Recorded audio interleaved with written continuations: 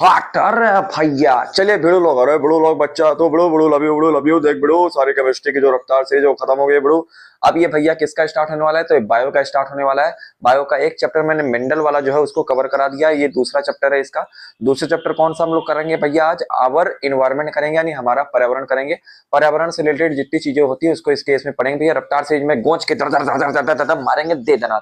चलिए भैया तो बिना कुछ देरी के स्टार्ट करते हैं आज का ये लेक्चर। फोल्डिंग प्लंग बनने वाले चाकू कैंची धार तेज करो। चलिए तो देखिए भैया, हमारा इन्वायरमेंट पर्यावरण आप किसे कहेंगे, हमारे आसपास जो पृथ्वी का जो पूरा वायुमंडल है, ठीक है, पानी का मंडल है जिसे जल मंडल कहेंगे, जहां जीव रहते हैं जो जीवित जंतु हैं, ठीक है, ये सारी चीजों को जब हम मिलाकर एक संतुलित रूप से इसको एनालिसिस करते हैं, इसको देखते हैं या पढ़ते हैं, तो ये सारी चीजें क्या कहलाती है भैया, इन्वायरमेंट कहलाती है, पर्यावरण कहलाती है।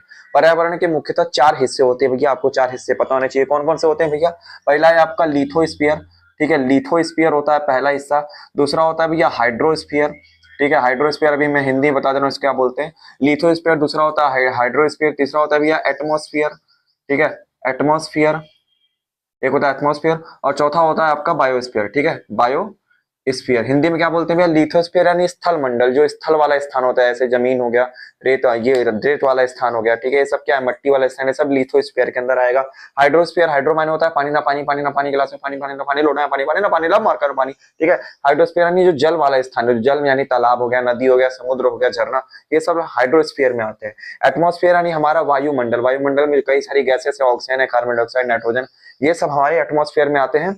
और चौथा आता है बायोस्फीयर, बायोस्फीयर का मतलब होता है जीव मंडल, जो जीवित प्राणी है, पेड़ पौधे, जीव जंतु, मनुष्य, ये सब क्या होते हैं, बायोस्फीयर के हिस्से होते हैं। और जब ये चारों चीजों एक साथ मिलते हैं, इन चारों का एनालिसिस करते हैं, तो ये हमारा मिलके क्या बनाते हैं भैया, इन्वायरमेंट बनाते हैं, इन्वायरमेंट बनाते हैं, हमारा पर्यावरण बनाते हैं, ठीक है। ये होता है हमारा पर्यावरण का मुख्य हिस्सा। तो देखिए अब इतनी सारी चीजों को पढ़ना तो हम लोग के अंदर पॉसिबल नहीं है, इसलिए हम लोग पर्यावरण को छोटे छोटे हिस्सों में बांट देते हैं। तो उन्हीं छोटे छोटे हिस्सों को बांटने को हम लोग क्या बोलते हैं भैया, इकोसिस्टम बोलते हैं, पारितंत्र बोलते हैं, या पारिस्थितिक तंत्र बोलते हैं। ये इंपॉर्टेंट है आपका, ये इसको ध्यान से ना बताते हैं भैया, पारिस्थितिक तंत्र, इससे क्वेश्चन आपका एग्जाम में बनता है, ठीक है। चलो गुरु गुरु बच्चा है तू, ठीक है, अच्छा है, अरे इस पारितंत्र को तो मैं इससे पढ़ लूंगा।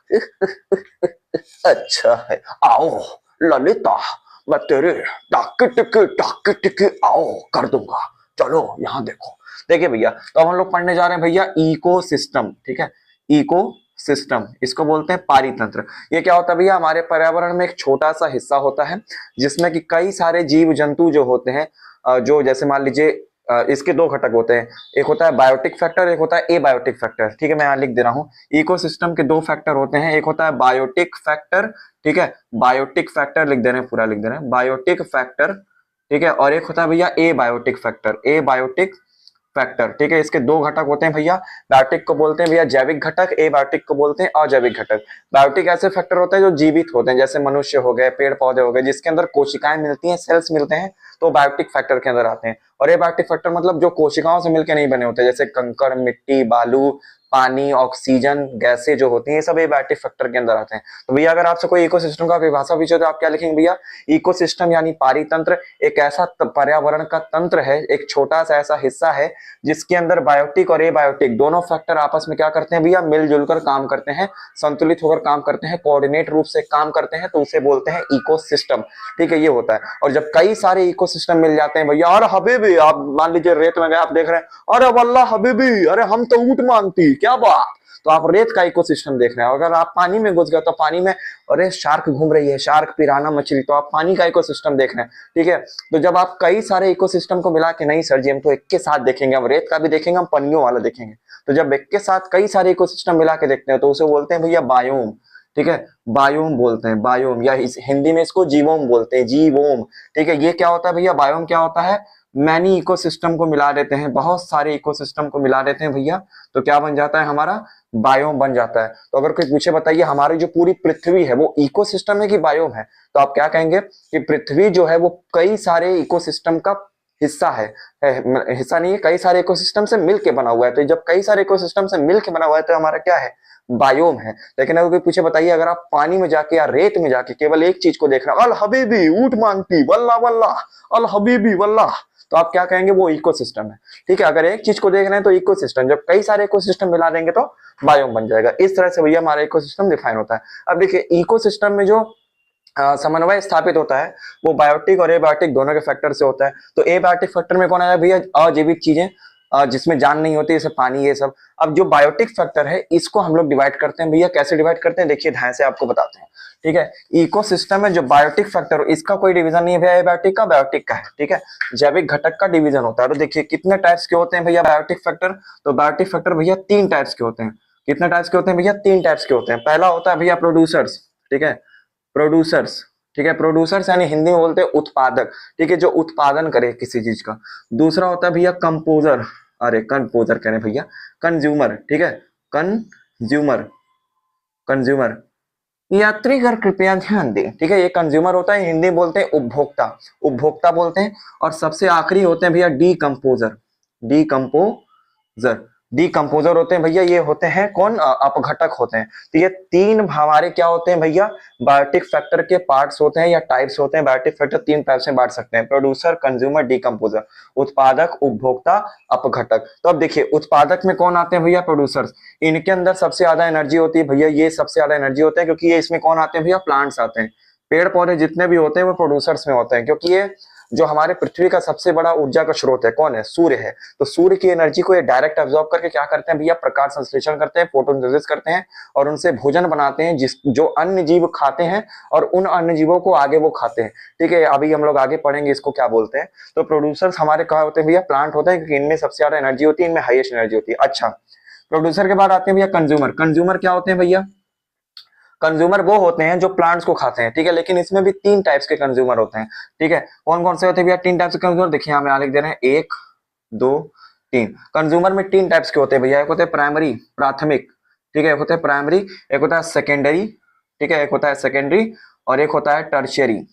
ठीक है, टर्शियरी, प्राइमरी, सेकेंडरी और टर्शियरी, प्राथमिक, द्वितीयक और तृतीयक, ये 3 प्रकार के कंज्यूमर होते हैं भैया हमारे। ठीक है, तो देखिए कंज्यूमर यानी उपभोक्ता, पहले होते हैं प्राथमिक उपभोक्ता, ये हो गया द्वितीयक उपभोक्ता, ये हो गया तृतीयक उपभोक्ता। तो प्राथमिक उपभोक्ता कौन होते हैं भैया, जो डायरेक्ट शाकाहार होते हैं। ठीक है, इसको ऐसे ही बोल सकते हैं, ये शाकाहारी है, ये मांसाहारी और ये सर्वाहारी है। ठीक है, शाकाहारी को इंग्लिश में क्या बोलते हैं भैया, हर्बीवोर, ये होता है कार्निवोर यानी मांसाहारी, और ये होता है ओमनिवोर यानी सर्वाहारी। ठीक है, तो ये होता है। तो प्राइमरी कंज्यूमर यानी शाकाहारी कौन होते हैं, जो सिर्फ पेड़ पौधे को खाते हैं, यानी अगर प्रोड्यूसर को डायरेक्ट कोई खा रहा है तो वो कौन खाएगा, प्राइमरी खाएगा। अच्छा, अब जो शाकाहारी जंतु है उसको अगर कोई खा लेगा, शाकाहारी जंतु यानी मांस खा रहा है, ठीक है, तो वो क्या हो जाएगा भैया, मांसाहारी हो जाएगा, यानी वो सेकेंडरी कंज्यूमर हो जाएगा, द्वितीय उपभोक्ता हो जाएगा।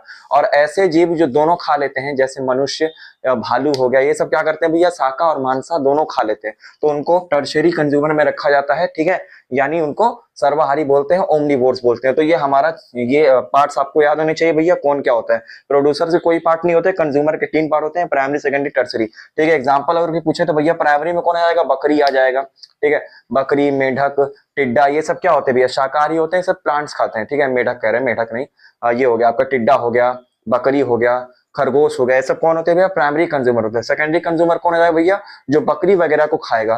ठीक है, मांसाहार होता है, ऐसे चीता, शेर, ये सब क्या होते हैं भैया, भेड़िया, ये सब क्या होते हैं, सेकेंडरी कंज्यूमर। टर्शियरी कंज्यूमर में मनुष्य आ जाएगा, भालू आ जाएगा, ऐसे यहाँ पे रखेंगे। अच्छा, तीसरा मतलब टाइप्स इसका जो होता है, प्रकार, वो होता है डीकंपोजर यानी अपघटक। ये क्या होता है भैया, ये मरे हुए पदार्थों का भक्षण करते हैं। इनमें कौन आता है भैया, बैक्टीरिया वगैरह, जो फंजाई, खजुवट लग जाता है ना, ये ठीक है, खजुवट जो खजवाने लगता है, वो सब क्या होते हैं, कवक होते हैं, फंजाई होते हैं, बैक्टीरिया वगैरह हो गए। तो ये सब किस में आते हैं भैया, डीकंपोजर्स में आते हैं। क्यों, क्योंकि जब ये सारे जीव मर जाएंगे तो उनको भी तो पचाना पड़ेगा, उनका भी डाइजेशन करना पड़ेगा। तो उसको कौन करता है भैया, छोटे छोटे बहुत सूक्ष्म जीव, माइक्रोब्स करते हैं, उन्हें डीकंपोजर्स कहते हैं, वो इसके अंदर आते हैं। ये सबसे लास्ट चेन के हिस्से होते हैं। तो ये हमारा पूरा इकोसिस्टम इस तरह से काम करता है। अब चलिए आगे चलते हैं भैया, दाएं से ना, ठीक है, चलिए फटाफट आगे चलते हैं।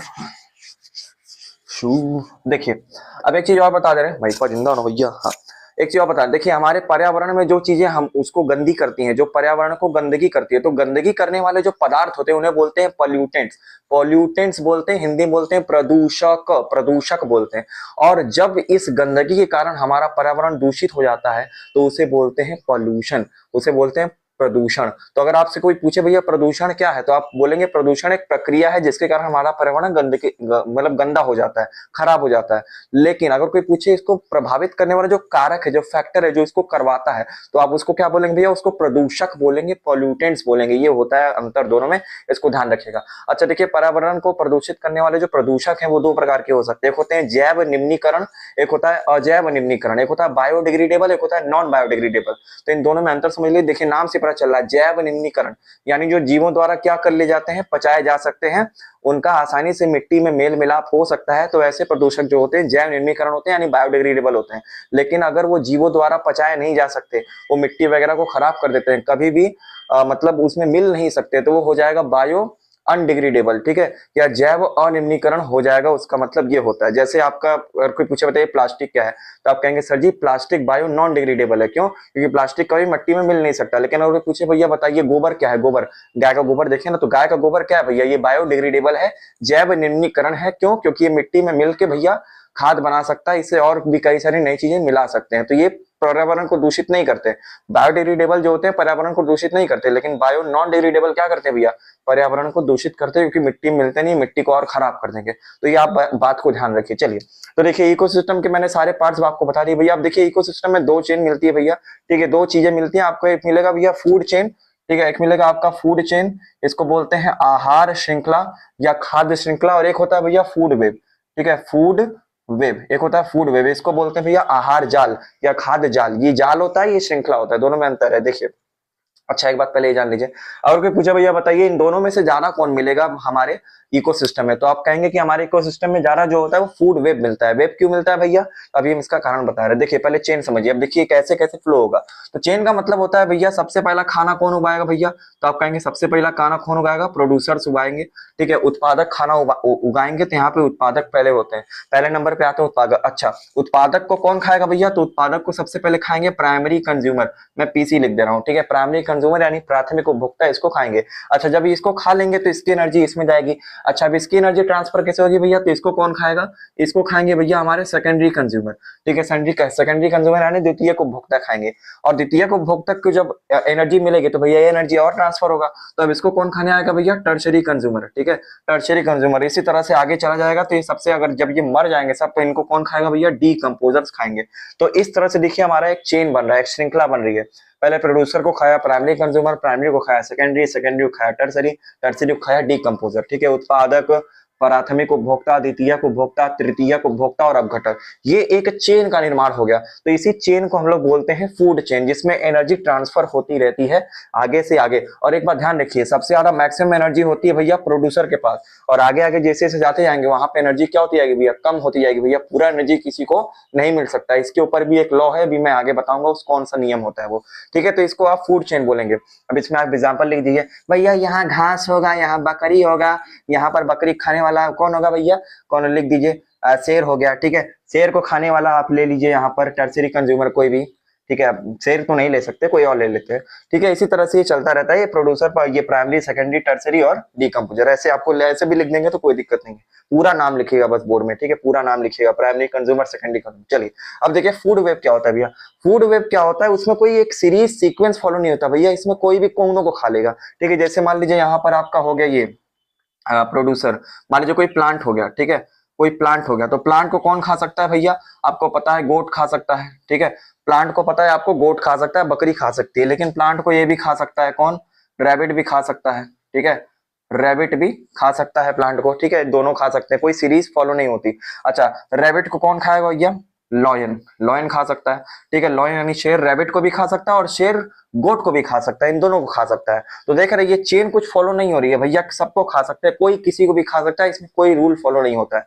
इसीलिए प्रकृति में जो है ज्यादातर क्या मिलती है भैया, फूड वेब मिलता है, खाद्य जाल मिलता है, क्योंकि उसमें कोई फिक्स नहीं होता है भैया कौन किसको खाएगा, कोई किसी को भी खा सकता है। ठीक है, अब लायन, अपघटक, और जो डीकंपोजर होगा, डीकंपोजर किसको डीकंपोज कर सकता है, अपघटक किसको कर सकता है, प्लांट को भी कर सकता है, एनिमल को भी कर सकता है, सबको कर सकता है। लायन भी मर जाएगा तो उसको भी पचाने बैक्टीरिया वगैरह आ जाएंगे, उस पर लग जाएंगे, तो ये इसको भी कर सकता है। तो ये होता है भैया हमारा फूड वेब, इस तरह से हमारा खाद्य जाल काम करता है। तो ये दो चीजें आपको ध्यान रखनी है भैया आपको। चलिए ठीक है, तो आपसे पूछा जाएगा कि प्रकृति में ज्यादातर कौन मिलता है, तो आप कहेंगे फूड वेब मिलता है। चलिए, तो ये हो गया भैया हमारा फूड चेन और फूड वेब, इसकी बातें खत्म हो गई। बड़ो बच्चा है तू।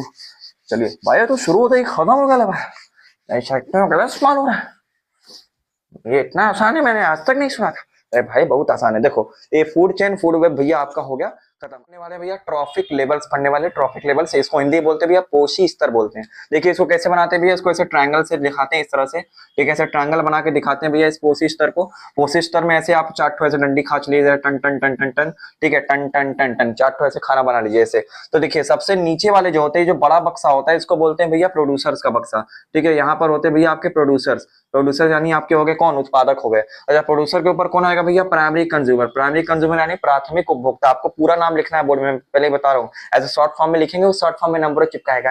भैया आपको दिया जाता है इतना, ये क्या है सर जी, सर जी उल्टा ट लग रहा है भैया, ये 5 नंबर को इसे बनाया, छुछमाछर वाला काम मत करिए, पूरा लिख के आइए, ठीक है। समय भरपूर रहता है, कापी भैया गोंच के भर के आइए, एकदम एकदम हम फाड़ देंगे, ठीक है, एकदम एनर्जी में। चलिए तो प्रोड्यूसर हो गया, ये प्राइमरी कंज्यूमर हो गया। अच्छा इसके ऊपर वाले में कौन आ जाएगा भैया, सेकेंडरी कंज्यूमर आ जाएगा, ऊपर कौन आ जाएगा, टर्सरी कंज्यूमर आ जाएगा। इस तरह से आ जाएगा भैया प्रोड्यूसर, ये ठीक है। तो इस पूरे बक्से को देखिए, जो ट्रायंगल मैंने बनाया इसमें एक एक लेवल मैंने सेट कर दिया। तो जो लेवल सेट करते हैं ना इसी को बोलते हैं भैया ट्रॉफिक लेवल्स यानी पोषी स्तर। तो ये भैया हमारा पहला पोषी स्तर है प्रोड्यूसर वाला। ये होता है भैया दूसरा पोषी स्तर, कौन किसको खा रहा है इसको पोषी स्तर बोलते हैं। ये हमारा कौन सा स्तर हो गया भैया, तीसरा पोषी स्तर हो गया। और ये कौन सा पोषी स्तर हो गया भैया, चौथा पोषी स्तर हो गया, यानी चौथा ट्रॉफिक लेवल हो गया। इस तरह से हम लोग बनाते हैं भैया ट्रॉफिक लेवल, ये शो करने का तरीका होता है। अच्छा अब इसी में देखिए आता है एक नियम जिसमें एनर्जी ट्रांसफर के बारे में बताया जाता है भैया, कि एनर्जी यानी जो ऊर्जा है कैसे कैसे ट्रांसफर होती है। तो ध्यान रखिएगा सबसे ज्यादा जो ऊर्जा होती है वो प्रोड्यूसर का होता है। और ऊर्जा का ये जो पिरामिड है, ट्रायंगल क्या बोल सकते हैं, पिरामिड बोल सकते हैं, पिरामिड ट्रायंगल देखेंगे ना इजिप्ट वाला मम्मी, ठीक है ऐसा होता है। तो ये पिरामिड बोल सकते हैं। तो ये क्या होता है भैया, ये एनर्जी के लिए अगर बनाएंगे, अगर ऊर्जा के लिए बनाएंगे तो ये हमेशा ऐसे सीधा ही बनेगा। इसको ध्यान रखिएगा, आपसे पूछा जा सकता है कि कौन सा पिरामिड जो होता है हमेशा सीधा ही बनता है, तो आप कहेंगे एनर्जी का पिरामिड। क्यों, क्योंकि सबसे ज्यादा एनर्जी कहाँ होती है भैया, प्रोड्यूसर के पास होती है। इसलिए देखिए यहाँ पर मैक्सिमम है, धीरे धीरे धीरे धीरे एनर्जी ऊपर जाते जाते क्या होती जाएगी, कम होती जाएगी। अब देखिए इसको एनर्जी का जो फ्लो है, जो एनर्जी कंज्यूमिंग का जो फ्लो है, इसका नियम दिया था भैया एक साइंटिस्ट, उनका नाम था लिंडमैन, ठीक है, लिंडमैन, ठीक है, इनका नाम ऐसा है भैया, ठीक है, लिंडमैन का नियम। इनके नियम को हम लोग बोलते हैं भैया 10% रूल, ठीक है, क्या बोलते हैं भैया 10% रूल भी बोलते हैं, 10% का नियम भी बोलते हैं। इसमें क्या बोला गया था कि अगर मान लीजिए आप ट्रॉपिक लेवल एनालिसिस कर रहे हैं, ठीक है, ट्रॉपिक लेवल, ये मान लीजिए मैंने पिरामिड बना दिया, कौन सा पिरामिड है भैया, ये एनर्जी का पिरामिड मैंने बना दिया, ठीक है, एनर्जी का पिरामिड, क्योंकि आपको एनर्जी ही के बारे में पढ़ना जा रहा है, कुछ खोचाखाची नहीं करना है। तो लिंडमैन ने ये कहा था कि अगर आप किसी एनर्जी पिरामिड को एनालिसिस करते हैं तो उसके हर एक ट्रॉपिक लेवल पर एनर्जी क्या होती जाएगी भैया, 10% क्या होती जाएगी, कम होती जाएगी, ठीक है, उसका 10% आगे मिलता रहेगा। जैसे मान लीजिए प्रदूषण के पास कितना है भैया, हमारे पास 1000 जूल एनर्जी है, ठीक है, मान लीजिए प्रोड्यूसर के पास 1000 जूल एनर्जी है जो इसने सनलाइट से कमाई। या देखिए सनलाइट से भी एनर्जी लेगा तो उसका 10% लेगा, ये ध्यान रखिए। तो जैसे मैं एग्जांपल बताऊं, जैसे मान लीजिए प्रोड्यूसर का 1000 जूल एनर्जी इसके पास है, पादप के पास, तो प्रोड्यूसर को कौन खाएगा भैया, प्राइमरी कंज्यूमर खाएगा। तो ये पूरा एनर्जी तो नहीं ले सकता भैया, खाएगा चबाने में भी तो एनर्जी लॉस होगा, ठीक है, ऊर्जा तो लॉस होगा ही। तो भैया जब ये 1000 जूल की एनर्जी को प्राइमरी कंज्यूमर लेगा, ठीक है, तो इसका सिर्फ 10% इसके पास आएगा, बाकी सब क्या हो जाएगा, लॉस हो जाएगा। यही लिंडमैन ने बोला था, सिंपल सा लिंडमैन ने ये बोला था कि अगर किसी ट्रॉपिक लेवल में अलग अलग लेवल पर जाते आते हैं तो जो उसके नीचे की एनर्जी होती है अगर उसको कोई खाएगा तो उसका 10% हिस्सा ही वो ले पाएगा, बाकी सब क्या हो जाएगा, लॉस हो जाएगा। तो मान लीजिए 1000 जूल का 10% कितना होता है, 10% निकालने आता है कि नहीं, 1000 को आप क्या करेंगे भैया 10% यानी 10/100 से इंटू कर देंगे तो आपका क्या हो जाएगा, ये 2 जीरो से 2 जीरो कट जाएगा, तो 10 और 10 इंटू करेंगे कितना आ जाएगा भैया, 100 आ जाएगा। यानी प्रोड्यूसर को आपको कितना मिल पाएगा, सॉरी प्राइमरी कंज्यूमर को आपको कितना मिल पाएगा भैया, 100 जूल एनर्जी ही मिल पाएगा, बाकी जो है लॉस हो जाएगा। तो इस तरह से आगे चलता रहेगा। अब मान लीजिए कोई पूछे भैया प्राइमरी सेकेंडरी कंज्यूमर बताइए, ये अगर सेकेंडरी वाला प्राइमरी को खाएगा तो इसको कितना एनर्जी मिलेगा, तो अब इसको जितना एनर्जी मिला है इसका 10% इसको मिलेगा, तो 100 का 10%, 100 का 10% कितना हो जाएगा, ये 100 से 100 कट जाएगा, 10 बचेगा, तो इसको मिलेगा भैया 10 जूल, ठीक है, समझ रहे हैं कि नहीं। देखिए एनर्जी कम होती जा रही है, इसको 1000 जूल, इसको 100 जूल, इसको 10 जूल, ऊपर 1 जूल बचेगा, ठीक है, 1 जूल, हाँ 10 का 10% कितना होगा भैया, तो ये कट जाएगा, तो इसको मिलेगा 1 जूल, ठीक है। इस तरह से 10% एनर्जी क्या होती आती है भैया, सबको मिलती आती है, इसी को बोलते हैं लिंडमैन का नियम या फिर 10% का नियम। और इस तरह से आपको जो चैप्टर है ये आज का आखिरी टॉपिक था, इसमें मैंने ट्रॉपिक स्तर ये सब मैंने बता दिए। अब इसको आप अच्छे से एनालिसिस कीजिए, एनसीईआरटी पढ़िए, अपने नोट्स में जो कोचिंग वगैरह के आप बनाए होंगे उसको अच्छे से रिवाइज करिए, और उसका जो पूरा ग्राफिक्स अपने माइंड में एकदम सेट कर लीजिए कि पेपर में आपको एकदम फोड़ के आना है, कोच के आना है। चलिए मिलते हैं तब नेक्स्ट क्लास में इन सब फन एंटरटेनमेंट म्यूजिक नॉलेज का। तो बाय बाय, गुड नाइट, सभी को शुभ रात्रि, बाय बाय, गुड नाइट, टाटा। No means no.